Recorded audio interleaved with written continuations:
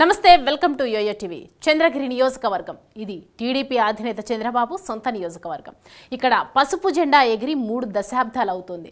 అందుకే ఈసారైనా victory కొట్టడమే target గా పెట్టుకున్నారు బాబు. మరోవైపు ఈసారి ఎన్నికలు వైసీపీలో కీలక నేత చెవిరెడ్డికి కీలకమని చెప్పాలి. ఎందుకంటే ఈసారి తన సిట్టింగ్ స్థానాన్ని కుమారుడికి అప్పగించారు. తన వారసుడిని అసెంబ్లీకి పంపాలని విశ్వ ప్రయత్నాలు చేస్తున్నారు.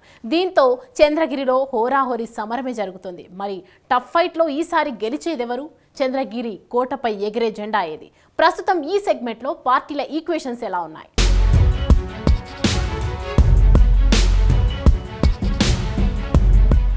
ఉమ్మడి చిత్తూరు జిల్లాలో చంద్రగిరి కీలక నియోజకవర్గం. ఎంతో చారిత్రక నేపథ్యం ఉన్న రాయలకోట చంద్రగిరి కీర్తి పతాకాన్ని రెపరెపలాడిస్తూ ఉంటుంది.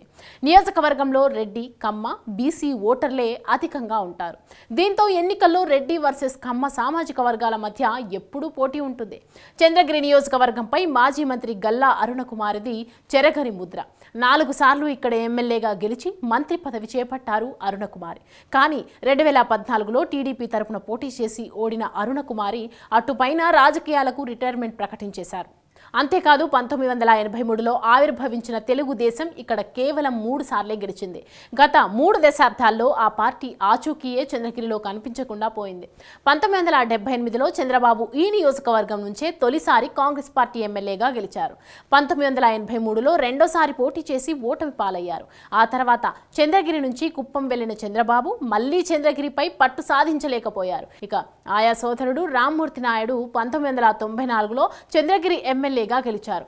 ఆ తర్వాత ఇక్కడ టీడీపీ ఎప్పుడూ గెలవలేదు. కాంగ్రెస్ పార్టీకి అడ్డాగా ఉన్న చంద్రగిరి నియోజకవర్గం 2014 నుంచి వైసీపీ చేతుల్లోకి వెళ్లిపోయింది. 2014, 2019 ఎన్నికల్లో చెవిరెడ్డి భాస్కర్ రెడ్డి 2 సార్లు వరుసగా ఎమ్మెల్యేగా ఎన్నికయ్యారు. 2014లో గల్లా అరుణకుమారిని ఓడించగా 2019లో టీడీపీ అభ్యర్థి పులివర్తి నానిపై విజయం సాధించారు. గత 30 ఏళ్లలో చంద్రగిరిలో విజయం టీడీపీకి అందరినీ దాక్షలాగే మారిపోయింది.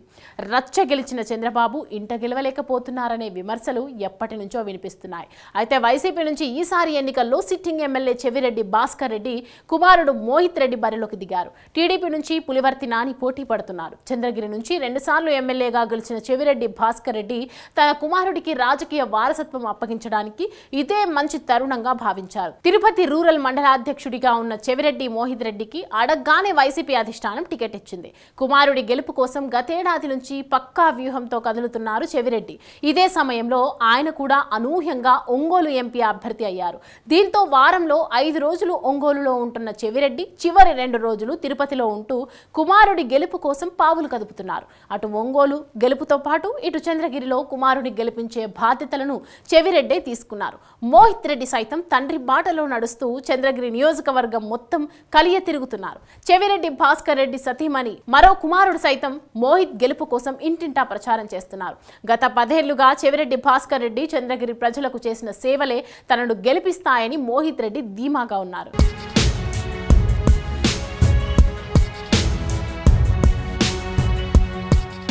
గత 5 ఏళ్లలో సుమారు 900 కోట్ల రూపాయలతో చంద్రగిరిలో అభివృద్ధి చేశామని చెప్తున్నారు.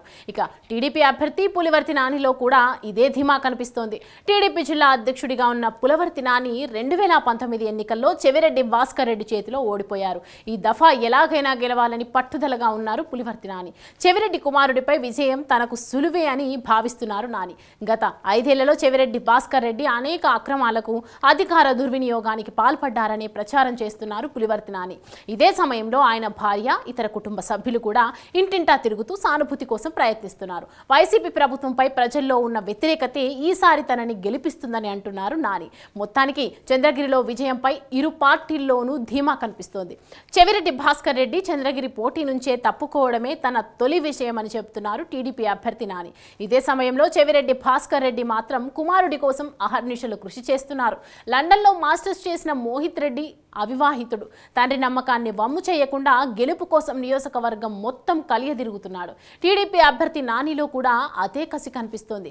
గత ఎన్నికల్లో ఓటమి నుంచి కొంత గుణపాఠాలు నేర్చుకున్న నాని ఈ దఫా ఎలాగైనా చంద్రగిరి జయచెక్కించుకోవాలని చూస్తున్నాడు. చంద్రగిరి నియోజకవర్గ పరిధిలో జనసేన, బీజేపీ ప్రభావం నామమాత్రమే అంటున్నారు. కానీ వైసీపీ, టీడీపీ మధ్య పోటీ తీవ్ర స్థాయిలో కనిపిస్తుంది. ఒక్క ముక్కలో చెప్పాలంటే రెడ్డి వర్సెస్ కమ్మ అన్నట్లు రాజకీయం కొనసాగుతోంది. 2 సామాజిక వర్గాల్లోనూ విజయం సాధించాలనే కసి కనిపిస్తుంది. అనిపిస్తోంది. చంద్రగిరి కోటపై ఎవరి జెండా ఎగురుతుందో చూడాలి.